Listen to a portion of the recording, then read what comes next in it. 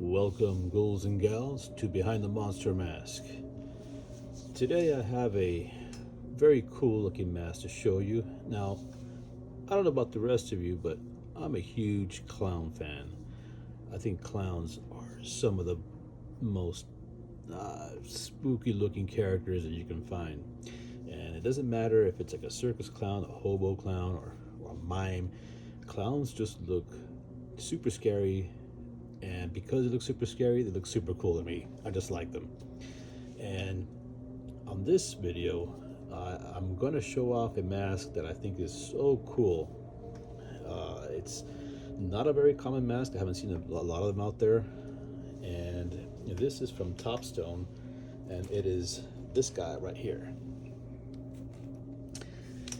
And this is old school at its finest. What we have here is we have a vinyl front with hair back. You can see there's not any kind of lining on here. It's just your kind of fun fur type material. And it's kind of like a hobo type clown, sad guy with fading makeup. Nothing very spectacular about this guy. It looks like he's had a rough day. But what I like about him is, and I don't know if you can see the detail, but he's got some very intricate detail. Everything from like the wrinkles on his forehead and the lips, the chin. Even the neck area is kind of cool. It is a really cool mask, and with the right costume, this will look fantastic. Topstone is pretty much old school. No longer producing masks. I don't think they're producing anything these days. But they did have a lot of really cool pieces back in their heyday, and this is one of them. I got this off of eBay, and it wasn't very expensive. I usually tend to want to spend less than 40 or 50 bucks. This wasn't anywhere near that. And the hair kind of looks pink, but it is red. And again, the detail to this mask is really cool. I tend to really enjoy clown masks.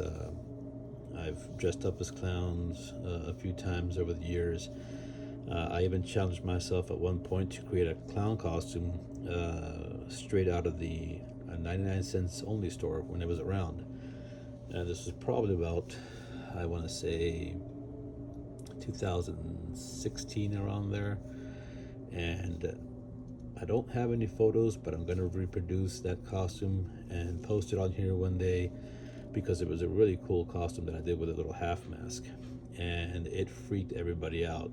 It was around the time when clowns were kind of appearing on the news, kind of they were kind of everywhere. People were dressed up as clowns and kind of harassing people out there in the streets. Well, it was around that time when I dressed up as that clown, and I went, I took my kids trick-or-treating, and I usually stay a few feet behind them, so it looks like I was just walking solo.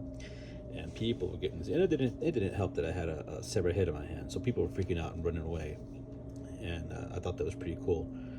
But I just love, it's one of those costumes where you can just kind of let loose and be creative. So to me, it just came natural. I mean, I just went with it, and I had fun. The people had fun, and I believe that this mask here is something that you can really kind of have a lot of fun with. They're out there. I've seen a couple more on eBay recently. So if you're interested in something like this, head on to eBay, look for one. It is really cool to have in your mask collection. I think every collection should have a clown or two. I have a lot.